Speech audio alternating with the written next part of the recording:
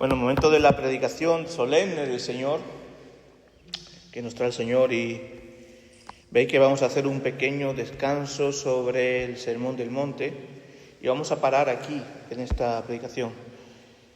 Es una predicación, todas las predicaciones son especiales, no quiero empezar con esto, tampoco quiero subir las expectativas, ¿no?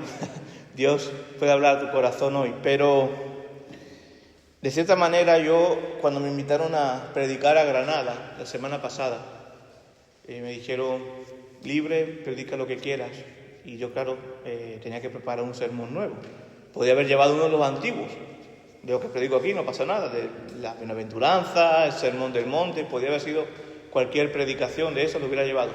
Pero el Señor me estaba inquietando el corazón. Y estaba orando al Señor en mi intimidad y me estaba inquietando el corazón mucho. Y yo veía que no, tenía que llevar una palabra del Señor, una exposición. Y el Señor, orando, me dirige aquí en Hechos capítulo 4 y preparo el sermón, lo predico el domingo pasado en la iglesia de Granada.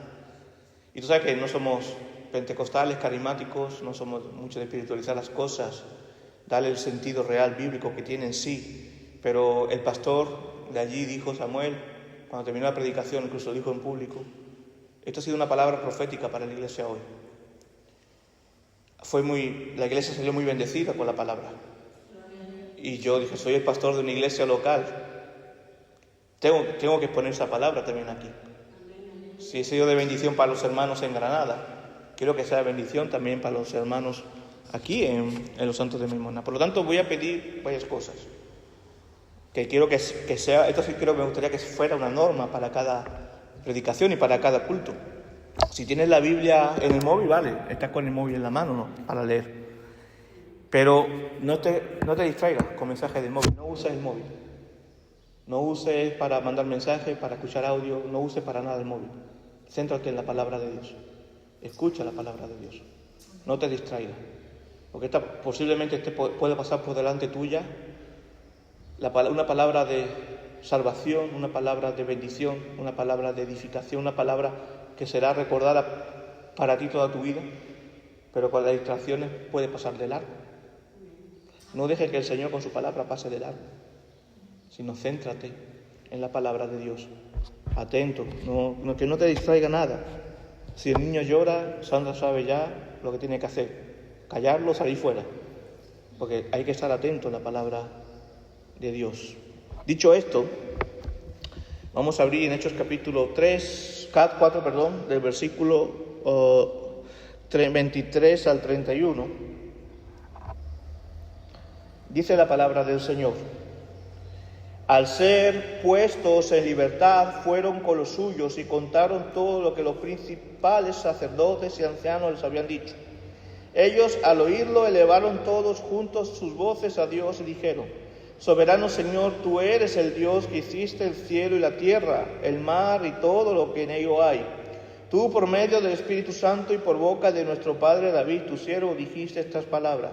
¿Por qué se amotinan las gentes y los pueblos piensan cosas vanas? Se reunieron los reyes de la tierra y los príncipes conspiraron contra el Señor y contra su Cristo. Y realmente es cierto que en esta ciudad Herodes y Pilato se confabularon con los gentiles y también con el pueblo de Israel contra tu santo Hijo Jesús, a quien ungiste, para hacer cuanto tu mano y tu consejo habían determinado antes de que sucediera. Y ahora, Señor, mira cómo nos amenazan y concede a tu siervo a anunciar con valentía tu palabra, mientras extiendes tu mano para que se hagan sanaciones, señales y prodigios mediante el nombre de tu santo Hijo Jesús. Cuando terminaron de orar, el lugar en que estaban congregados tembló y todos fueron llenos del Espíritu Santo y hablaban con valentía la palabra de Dios. Oramos. Señor, te damos gracias por tu palabra. Te pedimos que nos guíes, que nos orientes, Señor, que nos ayudes a exponer el oído fino del alma para que tu palabra quede sellada, Señor. Ayúdame también a mí a exponer tu palabra tal como tú quieres, Señor. Ayúdame, Señor, ayúdanos. Te lo pedimos en el nombre de Jesús. Amén. Bueno, aquí vemos una situación. Pedro y Juan habían sido juzgados y estaban en la cárcel y le habían soltado con unas primicias. Y esto, haciendo un paralelismo al tiempo de hoy, en este mundo caído, el Evangelio siempre ha sido una oposición al mundo. Y el mundo está en oposición al Evangelio. Siempre el mundo se ha levantado contra la iglesia del Señor de una manera u otra. Porque la iglesia está siendo portadora de la luz. Y es llamada a ser sal. Y debido a esto ha sufrido persecución de mayor o menor escala. Hemos hablado hace un rato de las persecuciones de Irak. Vamos a hablar pronto por la iglesia perseguida. Pero también podemos sufrir nosotros persecuciones sutiles.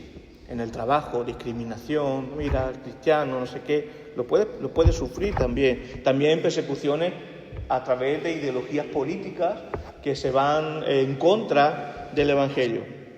Y también eso, aunque gracias a Dios vivimos en un país en el que tenemos libertad de culto, podemos sufrir esas persecuciones sutiles que estamos hablando, ¿no?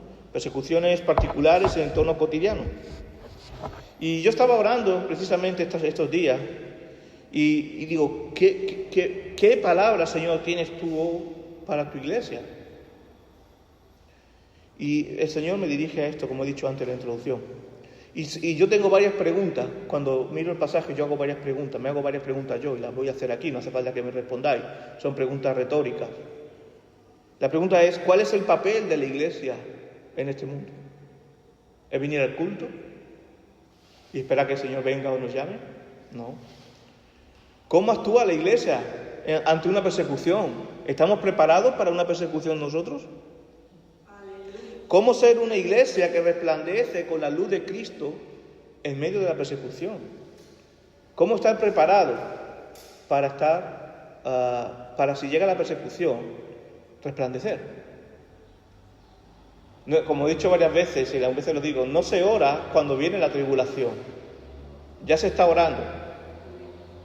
Y la tribulación se pasará dentro de lo que cabe en paz, ¿no? Pero vamos a ello. Primeramente tenemos que ver el contexto del pasaje, porque comienza con un versículo diciendo: al ser puesto en libertad fueron con los suyos y contaron todo lo que los principales sacerdotes y los ancianos les habían dicho. Pedro y Juan llegan a la iglesia, donde está la iglesia reunida, y comentan. Pero claro, nos falta información. ¿Qué ha pasado aquí? Seguramente, si has leído la Biblia, más o menos tiene una idea de lo que ha pasado. Pero vamos a hacer, cuando veis una serie de Netflix, ¿no?, que lleváis varios días sin ver un capítulo, ponéis el capítulo y os da una introducción anterior de todo lo que ha pasado anteriormente, ¿no? Nosotros vamos a hacer una introducción rápida para saber, situarnos en el contexto realmente de lo que ha pasado. ¿Pero qué había pasado con la iglesia? Bueno, no hace falta que vayáis, yo voy a decirlo rápidamente. Si nos vamos al comienzo de Hechos de los Apóstoles, en Hechos capítulo 1, versículos del 1 al 2, hay una promesa del Espíritu Santo de parte de nuestro Señor Jesucristo, que todavía no había ascendido.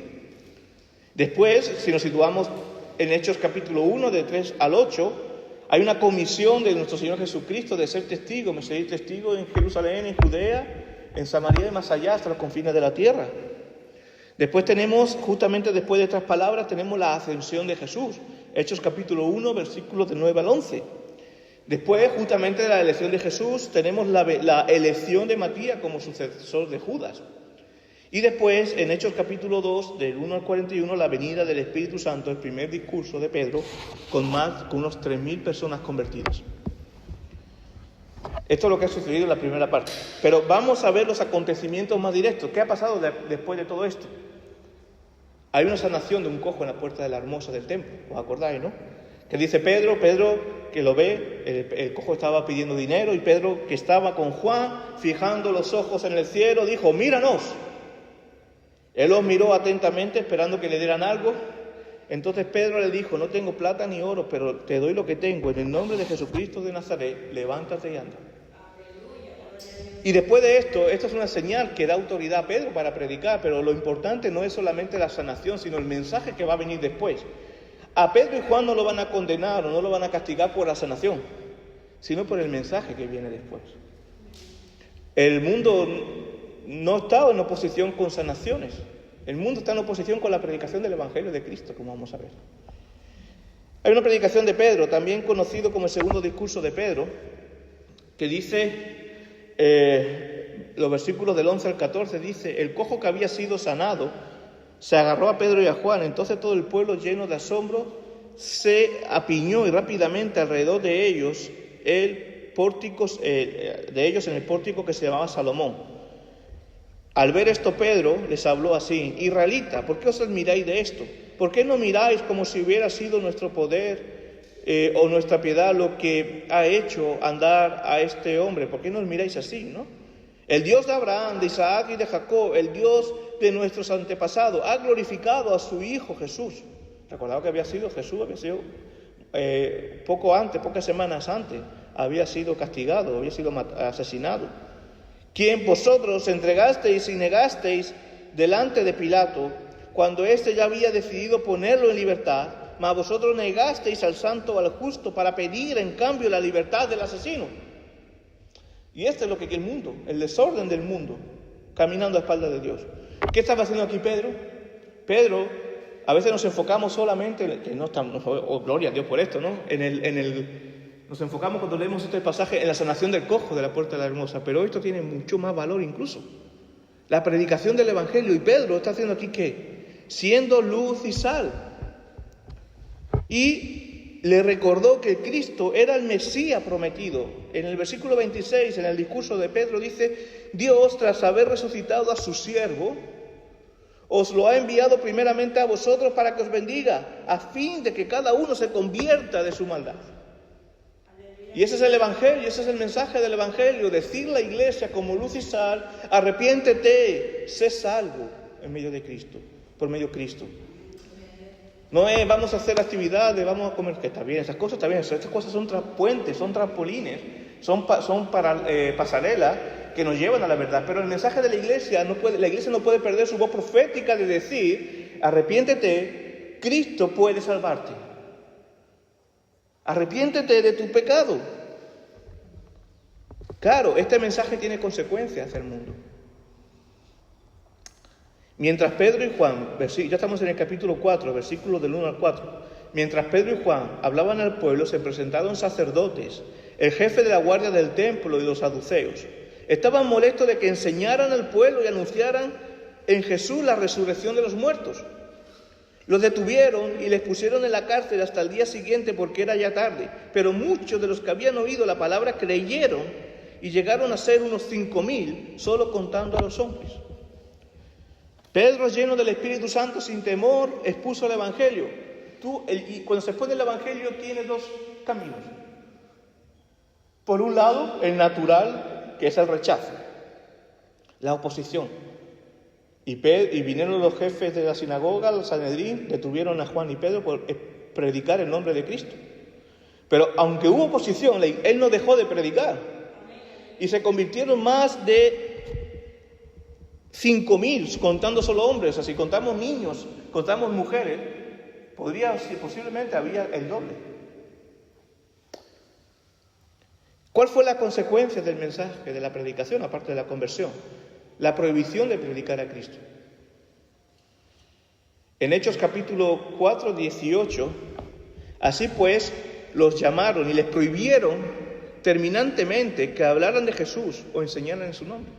Curiosamente, no les prohibieron hacer sanaciones, porque eso era bueno para el pueblo, para el hombre. No les prohibieron dar de comer a los huérfanos, a los pobres. No. Le prohibieron el propósito real de la iglesia, que es la predicación del nombre de Jesucristo. Le prohíben esto. Pero ¿cuál fue la respuesta de Pedro? ¿Cuál sería tu respuesta ante esto? La respuesta de Pedro fue la siguiente, es donde se ve un Pedro lleno de Dios, lleno del Espíritu Santo. Pues dice, Pedro y Juan, también Juan, no nos olvidemos de Juan, respondieron a los que les prohibían hablar de Jesús. Respondieron, juzgad si es justo delante de Dios obedeceros a vosotros antes que a Dios, porque no podemos dejar de decir lo que hemos visto y oído, aunque me maten, ¿no? Añadiría. Y esa es la iglesia. Entonces ya vamos al versículo 23, esto es lo que ha pasado, un rápido resumen. Al ser puestos en libertad, fueron con los suyos y contaron todo lo que los principales sacerdotes y los ancianos le habían dicho. Ya estamos situados, imaginaros que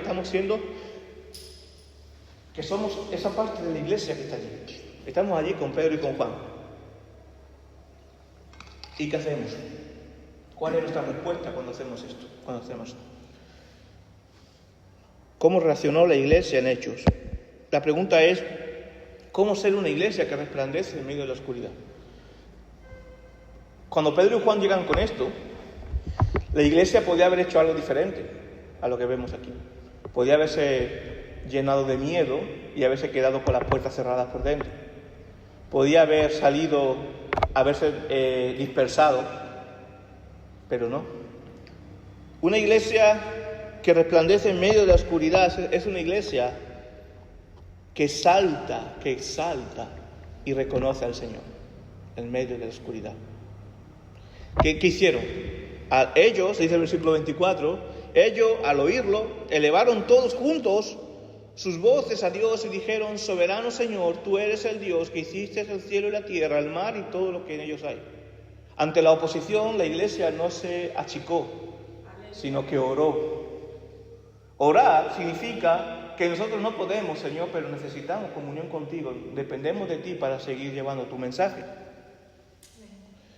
Pero una iglesia que exalta, una iglesia que reconoce al Señor, es una iglesia que lo hace unida. La que ora unida. Y vemos aquí que después de escuchar lo que Pedro y Juan les contaron, no se desesperaron ni entraron en pánico. Todos unidos elevaron juntos sus voces a Dios. Y esto es llamativo, porque la iglesia estaba ya en el punto de mira de las autoridades civiles de Israel. ¿Qué hubiera hecho cualquier banda? Bueno, nos vamos a desplegar, porque ¿sabes qué pasa? Cuando un grupo está unido, está junto, es más fácil de agarrar. Y ellos no hicieron lo que humanamente hubieran hecho muchos, de desplegarse. Permanecieron unidos. Porque ante la adversidad, ante la oscuridad, la iglesia debe permanecer unida orando. Y oraron juntos, no había nadie indiferente o diciendo, esa cosa no va conmigo. Hay un entendimiento y noción de cuerpo, de ser un solo cuerpo y mirar la cabeza que es Cristo. ¿Sabe lo que pasa, hermanos? Y duele cuando hay hermanos que parece que son indiferentes a las necesidades de la iglesia o a los problemas. Pero el problema aquí no era, visto de esta manera, humanamente, el problema aquí no era con la iglesia, era con Pedro y con Juan. La iglesia podía haber dicho, alguno de los hermanos podía haber dicho, eso no va conmigo. A mí me da igual, yo me centro en lo mío y ya está. Ante el sufrimiento, no podemos ser indiferentes. No podemos mirar hacia otro lado. Es la unidad de la que reconocemos al Señor y exaltamos su nombre. Hermano, si tú eres indiferente al problema de tu hermano, si tú ves un motivo de oración en el grupo y tú no oras, pasa y no preguntas, te preocupa, hay un problema en tu corazón que debes arrepentirte. Porque una iglesia que ama al Señor no puede ser indiferente al problema del hermano, ni siquiera los problemas de los pastores, que los pastores también llevan una buena carga. Por eso debemos orar en unidad, unos por otros, y yo también necesito de vuestras oraciones. No podemos ser indiferentes ante el sufrimiento. Y una iglesia que ora, que salta unida, una iglesia que ora unida, es la que reconoce también la soberanía de Dios en medio de la persecución. Eso es una iglesia que brilla en medio de la oscuridad. ¿Cómo comienza la oración? Soberano Señor, tú eres el Dios que hiciste el cielo y la tierra, el mar y todo lo que hay. La iglesia en medio de la adversidad debe reconocer la soberanía total de Dios. Porque hasta en medio de la prueba, Dios está por encima de la prueba. Hasta por encima de la persecución está Dios. Y podrán hacernos daño. Podrán darnos persecución, incluso podrán matarnos, pero no temas al que puede quitarte la vida en la tierra, sino aquel que te puede arrojar al infierno, que es Dios. No temas al hombre, teme a Dios. Ese temor santo de Dios, que nos empuja a orar juntos, que nos empuja a la acción de la gloria de Dios, nos llevará, ¿sabe qué?, a tener paz en medio de la persecución. Hemos leído hace poco, tengáis paz en este mundo, tendréis aflicción, pero confiad, yo he vencido al mundo, dice el Señor. Y orar de esta manera como comenzó la iglesia. Es maravilloso orar la Biblia. Y es maravilloso cuando el Creador, que oramos y vemos en los Salmos, como hemos leído, que el Creador que hizo todas las cosas, no solo las hizo, sino que Él venció al mundo, que está sentado en su trono y que nosotros estamos a sus pies. Pero qué maravilloso es que el Creador que hizo todas las cosas se ha acercado a nosotros por medio de su Hijo, y no solamente es un Creador, un Dios distante, sino que es nuestro Padre, a que podemos decir, Abba, Padre, a que podemos acercarnos a Él y hablar tranquilamente con Él, como un padre con un hijo que te escucha. Hermanos, nuestro Dios está en su trono, es soberano. Recuerda esto en cualquiera de las circunstancias difíciles que te encuentres. Y nosotros estamos a sus pies. Por eso el lugar más seguro en medio de la adversidad, en medio de la oscuridad, es estar a sus pies, como dice un cántico. Es reconocer su soberanía. ¿Qué hubiera pasado? Yo hago una pregunta retórica. ¿Qué hubiera pasado si la iglesia, en ese momento, la que estamos viendo en Hechos de los Apóstoles, no reconoce su soberanía y su dependencia de Dios? Porque reconocer la soberanía de Dios es reconocer su dependencia. Hubiera actuado llevada por los instintos primarios y viscerales, llevada por el miedo, tomando decisiones precipitadas. Dios no hubiera sido glorificado y la iglesia no hubiera sido bendecida. Y seguramente nosotros no estaríamos aquí. ¿Ves la importancia de reconocer la soberanía de Dios?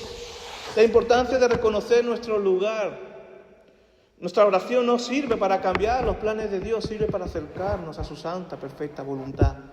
Nuestra oración no sirve, no nos podemos poner en la oración al igual que a Dios. Yo declaro, yo decreto, eso es aberración. Señor, vamos a verlo después. La oración del cristiano es, Señor, tú estás en tu trono, soberano, yo estoy a tus pies, que sea tu santa voluntad. Tú, Señor, tu voluntad. Y vamos a verlo, no lo digo yo, vamos a verlo aquí.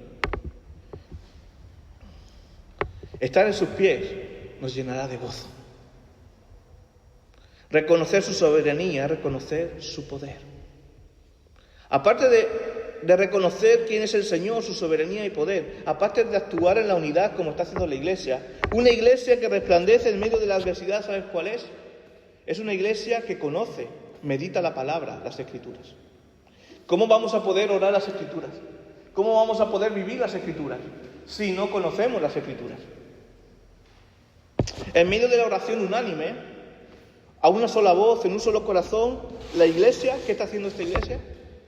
La iglesia, de hecho, ora la palabra.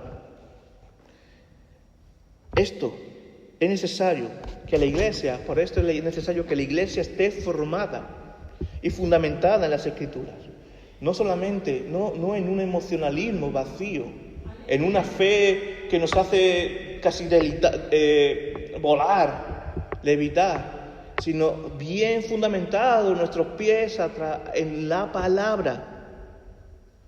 La iglesia, fundamentada en las Escrituras, esta Escritura debe ser la parte central del diario vivir nuestro.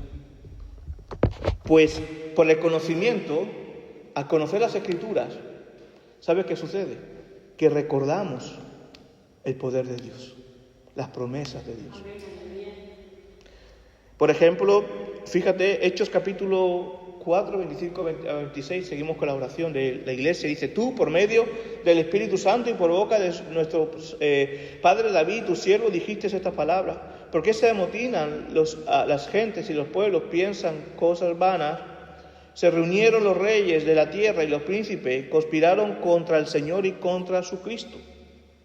Esto lo hemos leído en el Salmo que hemos introducido, Salmo 2. Y en medio de la adversidad, recuerdan este salmo. Y a mí me hacía meditar en otro salmo, que lo leímos hace poco. Salmo 119, versículo 49-50, dice, acuérdate de la palabra dada a tu siervo, en la cual me has hecho esperar. Ella es mi consuelo en la aflicción, porque tu dicho me ha vivificado. Ahora la pregunta es, ¿cómo nos vamos a acordar en medio de la aflicción de la palabra de Dios si no leemos la palabra, si no meditamos la palabra, si no escuchamos la palabra? Hermanos, en medio de luchas y aflicción, orar recordando algunas de sus promesas, a mí me ha bendecido mucho. Por ejemplo, la primera lectura que hemos leído, cuando pases por las aguas, yo estaré contigo. Y si por los ríos no te anegarán, cuando pases por los fuegos no te quemarán y la llama arderá en ti. No temas, dice. Mateo 28:20. Y sabed que yo estoy con vosotros todos los días hasta el fin del mundo. Filipenses 1:6. Estoy seguro de que Dios, que comenzó en vosotros la buena obra, la irá llevando a término hasta el día de Jesucristo. Pero para meditar la palabra, para orar la palabra, debemos conocer las Escrituras. Y en medio de la adversidad, como experimentaron nuestros hermanos, este pasaje nos lleva a saber qué. A conocer la palabra nos lleva a recordar la inmutabilidad de Dios. ¿Qué significa la palabra inmutabilidad? Yo puedo decirte una cosa, soy ser humano, pecador, y puedo cambiar mi parecer de opinión. Bueno, el presidente del gobierno lo hace mucho, yo cambio de opinión. Y yo no miento, yo cambio de opinión. Dios no. Dios lo que ha prometido, Dios como obra, Dios como actúa, Él es así, es su esencia, su amor. En este pasaje la Iglesia en su oración recuerda esas promesas que Dios ha hecho. Los hermanos recuerdan la palabra de Dios no cambia, que sus promesas son sí, amén. Y también que las promesas de este salmo se aplican a Cristo, el Salmo 2. Esto trae valentía. Y a través del reconocimiento del poder de Dios por medio de su palabra, a través de su promesa, a través de conocer su palabra, a través de fijarnos de que Dios no cambia, ¿de qué nos habla esto de Dios? Nos habla de su amor. Nos habla del amor genuino de Dios con nosotros. Y esto es una fuerza tremenda en medio de la adversidad, de la persecución. El amor echa fuera todo temor. El amor de Dios es fuente que inunda el ser de la Iglesia. Es su amor que nos mueve. Es su amor el que nos hace que caminemos. Es su amor el que hace que nuestros hermanos estén dispuestos a pasar por todas estas amenazas, de dar su propia vida. Es su amor, el amor de Dios. El amor de Dios es la Iglesia, se mueve para hacer luz al mundo y sal, en medio de la adversidad, en medio de la oscuridad. El amor, en la dimensión de la cruz, nos lleva a mostrar a Cristo como Él nos enseñó en la cruz. Amar a Dios sobre todas las cosas y al prójimo como a ti mismo. Y esto nos lleva al siguiente punto. Una iglesia que resplandece en medio de la adversidad es una iglesia, es la que ora y busca vivir conforme a la voluntad perfecta de Dios, no sobre nuestros intereses egoístas. Y está la parte, mira, dice, versículo 27 y 28. Y realmente es cierto que en esta ciudad, bueno, está hablando, aplicando que Herodes y Pilato confabularon con los gentiles y también con el pueblo de Israel contra tu santo Hijo Jesús, a quien ungiste para que cuando tu mano y tu consejo había determinado que sucediera, tu mano y su consejo, Dios soberano en medio de la adversidad. Y dicho esto, otra muestra de la soberanía de Dios es lo siguiente: ¿cómo ora la iglesia? Y ahora, Señor, mira cómo nos amenazan y conceden a tu siervo anunciar con valentía tu palabra, mientras extiende tu mano para que hagas sanaciones, señales y prodigios mediante el nombre de tu santo Hijo Jesús. La iglesia ora de esta manera. Una iglesia que resplandece en medio de la oscuridad no es una iglesia que ora egoístamente. Es una iglesia que ora al Señor. Y esta es una de las cosas que me maravilla de este pasaje. Pues conociendo el ser humano, es aquí donde se ve el poder de Dios en la iglesia. Capaz de decir, Señor, no importa lo que pase conmigo, tú primero, Señor. Yo quiero que tú seas glorificado, Señor. Esta es una iglesia que resplandece. Cuando oramos para el Señor, cuando pedimos cosas para el Señor, para su gloria, el Señor concede y nos sorprende. No sé si os acordáis, voy a contar esta pequeña cosa que pasó, hecho real, ¿no? No sé si os acordáis de la anterior conferencia misionera. que yo estuve malo. Yo hice mi exposición, yo estaba con sudor frío, haciendo mi conferencia, terminó mi conferencia, creo que fue Gabriel, o Daniel, creo que fue Daniel, Pastor Gabriel, y yo me fui corriendo, no llegué ni al baño, tenía un proceso vírico tremendo. Yo estaba fatal, con fiebre, con malestar, y al día siguiente tenía que dirigir el culto, iba a predicar el Pastor Daniel y todo eso. Yo me acuerdo que yo ya estaba intentando mejorar con caldito caliente y todas esas cosas, y yo le decía a Sandra y Daniel, que estaba el Pastor Daniel, que estaba quedándose en mi casa, ya había puesto un plan B, por si yo no me podía levantar, porque yo decía, yo creo que no me puedo levantarme mañana. Y yo me acuerdo que mi oración esa noche fue, Señor, y porque claro, ante la organización de una conferencia misionera, la oposición espiritual es muy fuerte también, y los presbiterianos reformados también creemos en esto, y sufrimos cosas, y es muy desgastante. Y yo estaba con el cuerpo mal, fatal, y aparte el proceso vírico, la fiebre, gastroenteritis, estaba yendo cada 5 minutos al baño, terrible. Y yo me acuerdo que mi oración fue esa noche decir, Señor, yo quiero que tú seas glorificado, es para ti, Señor. Yo quiero estar mañana bien, Señor, para poder servirte con mis hermanos en este día tan maravilloso de hacer el compromiso misionero.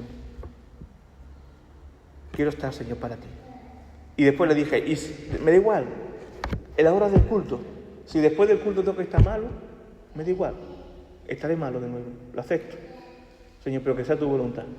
Bueno, la sorpresa mía, que al día siguiente me levanté por la mañana y dije, wow, dije ya Sandra, estoy bien, estoy perfecto. Bueno, y soy testigo de alguno de vosotros que vine al culto, estuve en el culto, no comí mucho, comí un poquito, no comí mucho en la comida fraternal, en el ágape. Y Señor, gracias porque has escuchado mi oración, era para ti, me has escuchado, claro. Pero se me estaba olvidando la segunda parte de la oración. Terminó el culto, llegué a casa de nuevo y ¡fraca! Otra vez para abajo, estuve 2 días malos.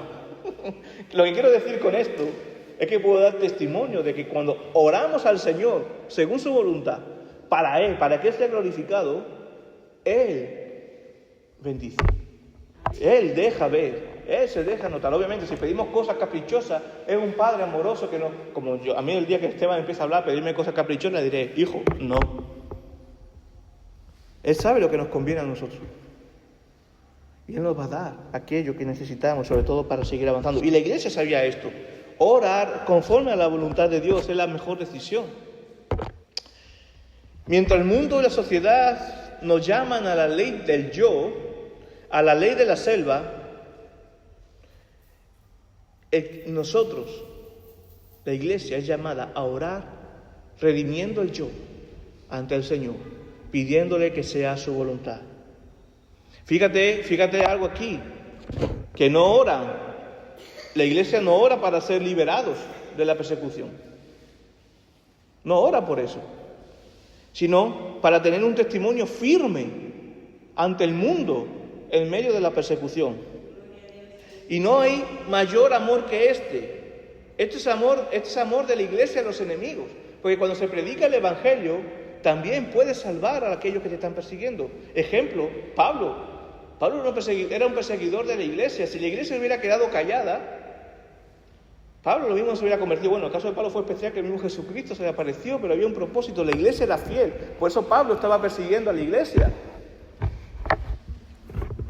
Hermanos, solamente es posible orar diciendo, Señor, hágase tu voluntad, cuando estamos llenos del Espíritu Santo. Por eso yo digo, iglesia, despierta. Esto es posible cuando se vive en comunión diaria con el Señor. No hay que esperar, como he dicho antes, no hay que esperar a la adversidad o al sufrimiento para tener comunión con Dios. La comunión con Dios es diaria y nos prepara precisamente para glorificar a nuestro buen Dios siempre, sin importar circunstancias. Así glorificarás a Dios en tu vida, hasta lo glorificarás en el último aliento en este mundo, donde las puertas del cielo se te serán abiertas para respirar eternidad. Pero no tienes que esperar a morirte para orar. La oración comienza en el momento en el que el Señor te salvó. Y esta oración es fruto de esa comunión. Ora, la iglesia ora para hacer testimonio y tener voz profética en medio de los enemigos. El objetivo es claro. Ser iglesia ¿qué es? Ser luz y sal. Cumplir la gran comisión No a nosotros, Señor, a su gloria, a tu nombre gloria. Hermanos, y voy a decir una cosa, esto es una advertencia. Debemos tener cuidados. Debemos tener cuidado. Porque siempre van a surgir mesías, entre comillas, falsos mesías políticos, que van a parecer que son muy acordes con los principios del cristianismo. Y estos serán distracciones reales. Pues, aunque parece bueno, diluyen el poder del Evangelio, que es poder de salvación, en un disolvente de las filosofías de este mundo pecaminoso. La misión de la Iglesia es mucho más que esto. Debemos orar para no perder nuestra voz profética aquí, que no nos conozcan. Es triste cuando a un cristiano le conocen por ser de tal partido político y no por cristiano. Que no nos conozcan por ser de una ideología política o de otra, sino por ser de Cristo. Los ideales de este mundo caído dividen, diluyen la Iglesia. El Evangelio, su doctrina, nuestra razón de ser como Iglesia, une a la Iglesia, la resplandece.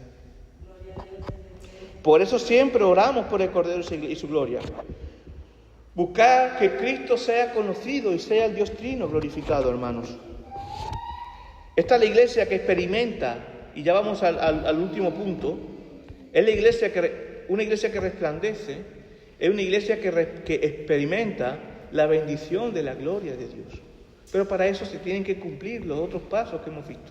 La unidad, la oración, el redimir el yo, el orar conforme a la voluntad de Dios, el no distraernos con falsos mesías políticos, sino centrarnos. A mí me pone muy triste cuando veo debates en redes sociales de cristianos con cristianos, porque uno defiende un partido, otro defiende a otro. Se están diluyendo el poder del Evangelio. ¿Qué aconteció inmediatamente después de esta oración? Dice el versículo 31, cuando terminaron de orar, el lugar en que estaban congregados tembló y todos fueron llenos del Espíritu Santo y hablaban con valentía la palabra de Dios. La bendición, la iglesia debe vivir llena del Espíritu Santo. Fíjate, después de la comunión con Dios, de una iglesia que resplandece, dice que el Espíritu Santo tembló y el Espíritu Santo llenó la iglesia de él. Pero, ¿los llenó para qué? ¿Para remolinear, para danzar, para hacer cosas raras? No. La iglesia nos llena, ¿sabe para qué? Para predicar con valentía la palabra de Dios, para anunciar el Evangelio de Cristo a pesar de cualquier oposición. Eso es la llenura de Dios. De nada sirve que levantes manos, que ores, que no sé qué, no sé cuánto, si no estás lleno de Dios. Ser sal y luz, ser iglesia aquí dentro de la iglesia es muy fácil. Lo difícil es ser iglesia ahí fuera, y ahí fuera se necesita el poder del Espíritu Santo que nos empuja con valentía, con denuedo, predicar el Evangelio de Cristo. La iglesia que vive llena del Espíritu Santo conforme a la voluntad de Dios se mueve. Es una iglesia que resplandece. Esa comunión nos llena, la comunión con Dios y con nuestros hermanos. Nos fortalece y nos lleva a obrar de manera que resplandece la iglesia en medio de la adversidad, aunque el mundo se caiga a pedazos. Y esto es la iglesia que deja en el mundo un testimonio de nuestro Señor. Hermano, yo no soy alarmista. Como historiador no soy alarmista porque es verdad que en todos los momentos de la historia han habido adversidades, oscuridades, persecuciones, momentos buenos y momentos malos. Yo no digo que estamos en el peor momento. No, pero es el momento que nos ha tocado vivir. Y el mundo está muy polarizado. Y el mundo tiene sus desafíos, sus guerras, sus circunstancias. Si tú pudieras preguntar a uno que vivió durante la Primera Guerra Mundial, te va a decir que su peor época es la suya. Si tú le preguntas a uno que vivió en la Guerra de los 100 años, te va a decir que su peor época fue la suya, o en la época de las cruzadas. Nosotros vamos a decir que nuestra peor época es la nuestra, porque es la que nos toca vivir. Pero hermanos, una cosa te quiero decir. Nos toca a nosotros vivir esta época como iglesia. Otros ya lo hicieron. Y otros han sido recordados. Y a lo mejor ni sabemos su nombre. Pero dejaron su huella a través del Evangelio de Cristo. Y hoy están reconocidos por Dios como hijos allá en el cielo. Es la labor de la Iglesia que nos toca a nosotros. Dejar en este mundo el testimonio de nuestro Señor, de predicar con valentía la palabra de Dios. Por eso digo, si la Iglesia está dormida, no conocerán, no sabrán. A mí me duele todavía en el corazón, y yo sé que a veces pero a mí me duele en el corazón cuando me cruzo con alguien que todavía no sabe que hay una iglesia aquí en Los Santos. Y a veces el primer recuerdo que me viene el primer pensamiento que me viene a mi cabeza es, pues esta persona vive una burbuja, porque hemos salido hasta los periódicos y todo. Pero otro pensamiento que después se me viene y el Señor me confronta y dice, hace falta más. Despierta, iglesia. Porque por el pastor o la esposa del pastor no se conoce la iglesia. Se conoce por su cuerpo, por todos nosotros íntegramente. No, y dejemos la huella en este mundo, hermanos. No defendamos principios filosóficos de ideas meramente humanas, porque esto no lo hacemos así, contaminadas por el pecado. No defendemos principios temporales o que van según las modas de este mundo. Estamos llamados a dar testimonio de Cristo, un testimonio sagrado que salva, liberta, un testimonio que lleva a lo eterno. Es una palabra eterna, cosas eternas. Por eso, no nos vendamos a ideas, no nos vendamos a métodos, sino que vivamos la esencia de la iglesia, el santo evangelio. Es la iglesia, seamos la iglesia que enarbolea la bandera del evangelio por encima de todo. Esta es nuestra misión hoy. En todos los lugares en que nos movamos, llevar esta bandera, llevar esta camiseta puesta, y que los hombres nos conozcan por llevar las marcas de Cristo. Pues es triste, como he dicho antes, cuando a un cristiano se le conoce más por otra cosa que por llevar las marcas de Cristo. Y la iglesia del Señor resplandecerá en medio de la adversidad. Yo la pregunta que hago, hermanos, es, ¿somos esta iglesia? ¿Somos una iglesia que no está casada con ninguna ideología? Una iglesia que de ella mana a Cristo, que Cristo es la razón de ser una iglesia que camina en unidad por medio de su cuerpo y que todo es para el Cordero y su gloria. Somos una iglesia de llamados de todas las naciones, rincones, estamentos, pueblos, razas, naciones, en que la sangre de Cristo nos convierte en uno. Una iglesia que ora en unidad, una iglesia que no ignora los sufrimientos de sus hermanos y este mundo. Una iglesia que por el amor de Cristo habla de su amor a todos, sin temor. Y cuando digo a todos, aquellos que piensan totalmente diferente a nosotros, aquellos que viven, que nos critican, hasta los lobbies LGTBI también hay que hablarles del evangelio con amor, a los drogadictos, a las prostitutas, a los que están en lo más lejano de Cristo. Hay que llevar el evangelio sin importar a quién, con amor, sin creernos mejores, con humildad. Una iglesia que impacta al mundo, aunque nos cueste la vida. Una iglesia que está llena de Cristo. Porque, hermanos, debemos estar preparados. Por eso, estas palabras, no sabemos qué va a pasar de aquí a un tiempo. Y quizás Dios nos está preparando para algo fuerte que pueda venir. Y tengamos que resplandecer en medio de una persecución dura. Tengamos que resplandecer en medio de una enfermedad dura. Tengamos que resplandecer en medio de lo más duro que te puedes imaginar.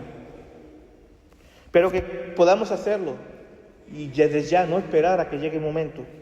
Para cuando salemos el último aliento de vida lo hagamos con la certeza de los santos que nos antecedieron. Por ejemplo, Pablo, como dice a Timoteo, en 2 de Timoteo 4, 7 a 8.